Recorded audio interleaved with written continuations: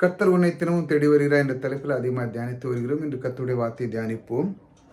நான் சந்தோஷமும் மகிழ்ச்சியும் கேட்கும்படி செய்யும், அப்பொழுது நீர் நொறுங்கின எலும்புகள் கலிகூரும். அல்லேலூயா.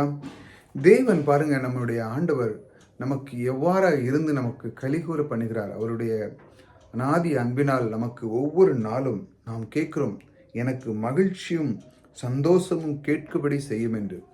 அவர் நம்மோடு கூட இருக்கும் பொழுது அது நிச்சயமாக நடைபெறும்.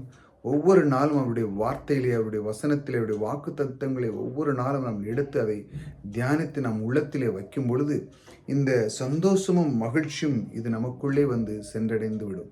ஆகையால் அது உள்ளுக்குள்ளே போன உடனே நம்முடைய வாழ்க்கையிலுடைய எல்லா கட்டத்திலுமே தேவன் கூட இருந்து எல்லாத்தையும் செய்து முடிக்கிற வல்லவர் நம்மோடு கூட இருக்கார்.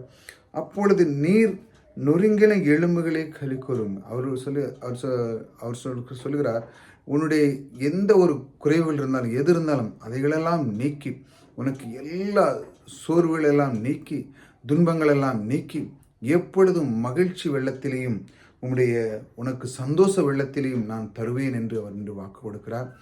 ஒவ்வொரு நாளும் நம்முடைய இந்த தியானத்திலே கர்த்தர் உன்னை தினமும் தேடி வருகிறார் என்ற தலைப்பில் நாம் அதிகமாக தியானிக்கிறது.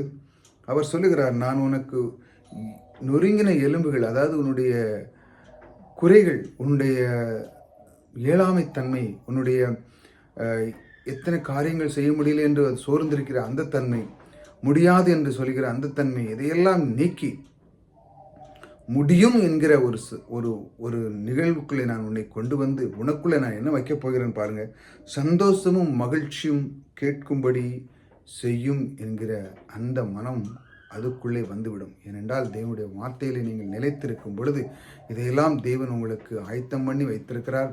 அவருடைய மீட்பு மூலமாக அதை பெற்றுக்கொள்ளுங்கள். அவருடைய வார்த்தையை நீங்கள் எடுத்து, தேவனுடைய வார்த்தையை எடுத்து ஒவ்வொரு நாளும் நம் மனதிற்குள்ளே வைக்கும் பொழுது கலிகூர்ற தேவன் நமக்குள்ளே இருக்கிறார்.